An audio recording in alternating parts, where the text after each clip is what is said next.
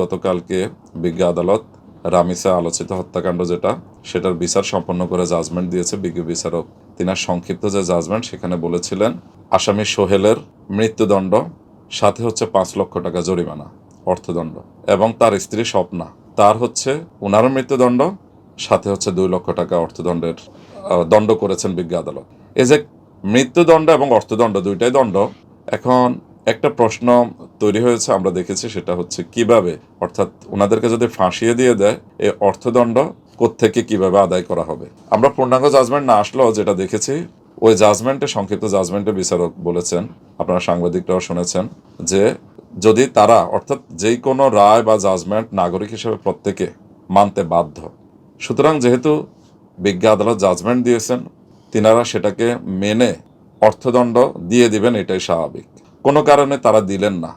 অথবা দিতে অসমর্থ হলেন, তাহলে কি করবেন সেটাও রায় বলে দেওয়া আছে। বলছেন সেটা কালেক্টরের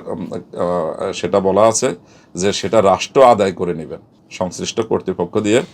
রাষ্ট্র তাদের স্থাবর অস্থাবর সম্পত্তি থেকে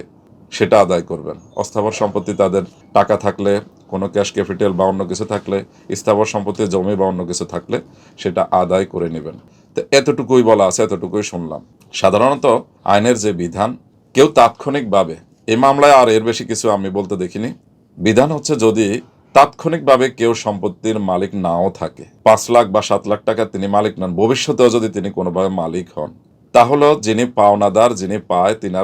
তিনি ওই সম্পত্তিটা আদায় করে নিতে পারেন। যেমন আমরা চেকের মামলার ক্ষেত্রে দেখি,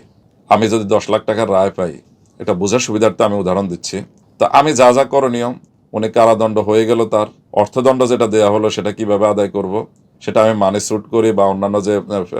ফিডিআর আইন আছে, যা করি, আইনানুগ প্রক্রিয়ায় গেলে তাৎক্ষণিকভাবে যদি সেটা আদায়যোগ্য না হয়, ভবিষ্যতেও যদি আমি কোনোভাবে আমি উত্তরাধিকার হই বা ওই সম্পত্তির মালিক হই, তাহলেও আমার সেটা আদায় করে নেওয়ার সুযোগ আছে। অর্থাৎ তার পিতা জীবিত আছে, তিনি যদি মারা যান এবং সম্পত্তি থাকে, সেখানে যদি